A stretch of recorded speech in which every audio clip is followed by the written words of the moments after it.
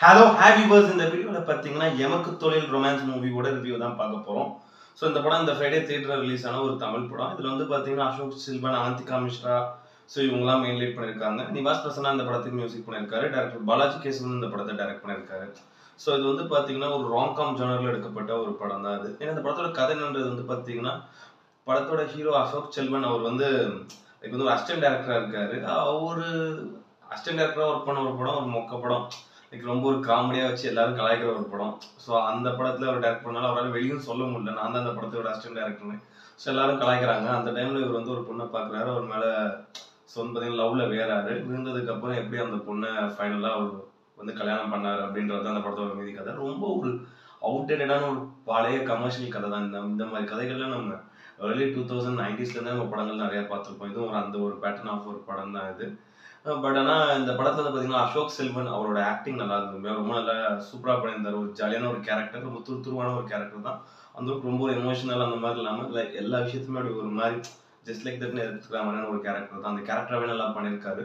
So அவர் கேரக்டரே நமக்கு ஏதோ ஒரு பழைய கேரக்டர் மாதிரி தான் ஃபீல் ஆச்சு. எனக்கு கதையும் பழைய கதை அப்படின்ற மாதிரி இந்த கேரக்டரும் நமக்கு வந்து லைக் பெருசாக அந்த அளவுக்கு ஒட்டலை. ரொம்ப ஒரு பழைய கமர்ஷியல் கேரக்டர் மாதிரி தான். பட் அது அவர் கொடுத்த கேரக்டரும் நல்லா நீட்டாகவே பண்ணியிருந்தார் அசோக் செல்வன். அதே மாதிரி அவந்திகா மிஸ்ரா அவங்க ஹீரோயினா ஒரு ரோல் ரொம்ப நல்லா இருந்த அவங்க கேரக்டர். ஒரு சைலண்டான ஒரு ஹீரோயின் ரோல் மாதிரி இருக்கும். கடைசியில் கிளைமேக்ஸ்லாம் ஒரு பெரிய வயலண்ட் ஆவாங்க. ஸோ நல்லா இருந்த அவங்க கேரக்டரும் நல்லா நீட்டாக பண்ணியிருந்தாங்க. படபா கோபி அவர்கள் வந்து லைக் அசோக் செல்வனுக்கு மாமாவை ஒரு ரோல் பண்ணியிருக்காரு. நல்ல ஒரு காமெடியான ஒரு ரோல் தான். ஸோ இவரோட காமெடி ட்ராக்ல கூட ஒரு சில இடங்கள் நல்லா ஒர்க் அவுட் ஆச்சு, சின்ன ஹியூமர்ஸ். அது மாதிரி மெயினாக பகவதி பெருமாள் அவர் இதில் வந்து ஒரு செம காமெடியான ரோல் ஒன்று பண்ணியிருக்காரு. செமையாக அந்த அவர் வர அந்த போர்ஷன்ஸ் ஒரு சில அவர் வர அந்த சீன்ஸ்லாம் வந்து நிறைய இடங்கள்ல காமெடி சிரிப்பாக இருந்தது. படத்தில் ரொம்ப நல்லா நீட்டாக பண்ணியிருந்தார் அவரோட ஹியூமர் எல்லாமே. அது மாதிரி ஊர்வஷி அவங்க இதில் வந்து பார்த்தீங்கன்னா அசோக் செல்வனுக்கு அம்மாவா பண்ணியிருக்காங்க ஒரு ரோல். அதுவும் ஒரு சப்போர்ட்டிவான ஒரு அம்மாவான ஒரு ரோல் தான். அதுவும் ஒரு சில சீன்லாம் ஹாஸ்பிட்டல் ஒரு சீன் இருக்கும். அவங்க ஸோ உடம்பு முடியாமல் இருப்பாங்க. பையன் கிட்ட வந்தோடனே அவங்க குடிச்சிருக்கான்னு தெரிஞ்சு அப்போ ஒரு சம்பவம் ஒன்று பண்ணுவாங்க. செம்ம ஃபன்னாக இருந்தது. அவங்களோட ஹியூமரும் சரி, ஊர்வஷி அவங்களோட ஆக்டிங்ஸும் நல்லா நீட்டாக. அதே மாதிரி அழகர் பெருமாள் அவர் இதில் வந்து பார்த்தீங்கன்னா அசோக் செல்வனுக்கு அப்பாவை ரோல் பண்ணியிருக்காரு. நல்ல ஒரு மெச்சூர்டான ஒரு கேரக்டர் தான் அவருக்கு. அதுவும் ரொம்ப நல்லா நீட்டாகவே பண்ணியிருந்தாரு. அதுமாதிரி எம்எஸ் பாஸ்கர் அவர்கள் வந்து ஒரு சின்ன கேமியோ பண்ணியிருக்காரு. கிளைமேக்ஸில் ஒரே ஒரு சீன் தான் வராரு. ஒரு டாக்டர் ரோல் தான். ரொம்ப நல்லா நீட்டாக பண்ணியிருந்தாரு. அதே மாதிரி நிவாஸ் பிரசன்னாவோட மியூசிக் வந்து பார்த்தீங்கன்னா படத்துக்கு ஒரு பெரிய ப்ளஸ்ஸாக நான் பார்த்தேன். பேக்ரவுண்ட் ஸ்கோர் எல்லாமே ரொம்ப நல்லா நீட்டாக இருந்தது. ரொம்ப வந்து ரொம்ப மென்மையாகவும் இருந்தது. ப்ளஸ் சாங்ஸ் அந்த அளவுக்கு படத்துக்கு எதுவும் பெருசாக இம்ப்ரெசிவாக இல்லை. அது மாதிரி வந்து பார்த்தீங்கன்னா எம்சி கணேஷ் சந்திராவோட சினிமாட்டோகிராஃபி படத்துக்கு ஒரு பெரிய ப்ளஸ் வந்து பார்ப்போம். லைக் அந்த டிஏ ஒர்க்லாம் ஓரளவு நல்லா இருந்தது. படமும் சுற்றி வந்து பார்த்தீங்கன்னா ஒரு ஹாஸ்பிட்டல், ஒரு வீடு, லைக் ஒரு 2-3 லொக்கேஷன்ஸ். ஸோ ரோட்டில் மெயின் ஏரியாவில் ஒரு 2-3 லொக்கேஷன்ஸ் தான் எடுத்திருக்காங்க. ரொம்ப ரொம்ப நல்லது. கேமரா ஆங்கிள்ஸ் எல்லாமே நல்லா இருந்தது. அதே மாதிரி வந்து பார்த்தீங்கன்னா ஜெரோமி ஹேலனோட எடிட்டிங்கும் படத்துக்கு ஒரு பெரிய ப்ளஸ். ஒரு 1.25 மணி நேரத்துக்குள்ள ஒரு அவுட்டேட்டடான ஒரு பழைய கமர்ஷியல் கதையை ஒரு 1.25 மணி நேரத்துக்குள்ள கிறிஸ்பாக நீட்டாக கட் பண்ணியிருக்காரு. ஸோ அவரோட எடிட்டிங் இந்த படத்துக்கு ஒரு பெரிய ப்ளஸ் நான் சொல்ல மாதிரி. டேரக்டர் பாலாஜி கேசவன் அவரோட டேரக்ஷன் வந்து பார்த்தீங்கன்னா எடுத்துக்கிட்டது ஒரு பழைய கதையை. பட் அது வந்து கமர்ஷியலாக அவர் வந்து சொல்ல நிறைய ட்ரை பண்ணியிருக்காரு. அது நிறைய இடங்களில் ஒர்க் அவுட்டும் ஆயிருந்தது. ஏன்னா எஸ்பெஷலி ஃபர்ஸ்ட் ஹாஃப்லாம் பார்த்தீங்கன்னா அப்படியே கொஞ்சம் படம் பொறுமையாக ஸ்டார்ட் ஆகும். அந்த ஒரு பழைய கமர்ஷியல் ஸ்டைலில் படம் ஸ்டார்ட் ஆகும். ஸோ ஒரு ஹீரோயினை பார்க்கறது, லவ் பண்ணுறது அப்படின்ற மாதிரி. பட் ஆனால் அந்த இடத்துல நிறையா வந்து அந்த ஒரு காமெடி ட்ராக்காக இருக்கட்டும், ப்ளஸ் ஒரு கமர்ஷியல் எலிமெண்ட்டாக இருக்கட்டும், ரொம்ப நல்லா போட்டிருந்தார். ஃபர்ஸ்ட் ஹாஃபும் அப்படியே ஓரளவு படம் போச்சு. செகண்ட் ஹாஃபும் வந்து பார்த்தீங்கன்னா ஓரளவு நல்லா கொஞ்சம் இன்ட்ரெஸ்டிங்கான சின்ன சின்ன கமர்ஷியல் எலிமெண்ட்ஸ், ஒரு காமெடி எலிமெண்ட்ஸ்லாம் வச்சு ரொம்ப நல்லா நீட்டாக பண்ணியிருந்தாரு.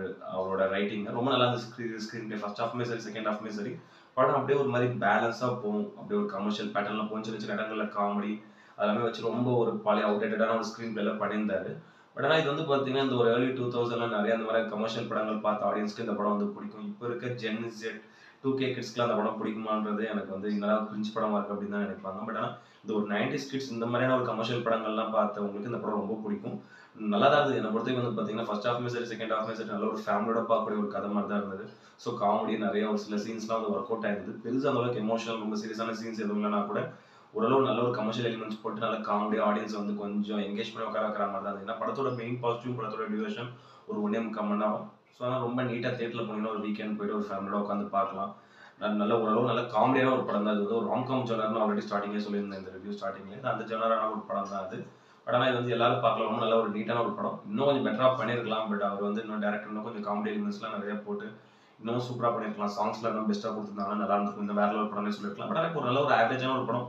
இதுல போய் தியேட்டர்ல ஒரு ஒன் டைம் டீசெண்டாக பார்க்கறது ஒரு நல்ல ஒரு கமர்ஷியல் படம். ரொம்ப டைம் பாஸ் கிடைக்கல ஒரு நல்ல படம்னு சொல்லுவாங்க. இந்த படத்தோட ரேட்டிங் வந்து பார்த்தீங்கன்னா 10க்கு வந்து ஒரு 6 கொடுப்பேன். அந்த அளவுக்கு ஒரு வர்த்தான ஒரு நீட்டான ஒரு வாட்ச் தான் அது. மெயினாக அந்த படம் நான் பார்க்க காரணம் அசோக் செல்வன் நல்ல ஸ்கிரிப்டாக சூஸ் பண்ணி ரீசெண்ட் டேஸில் நடிச்சிட்டு வராது அப்படின்ற மாதிரி தான். பட் இது வந்து ஒரு பழைய ஸ்கிரிப்ட் தான் சூஸ் பண்ணியிருக்காரு.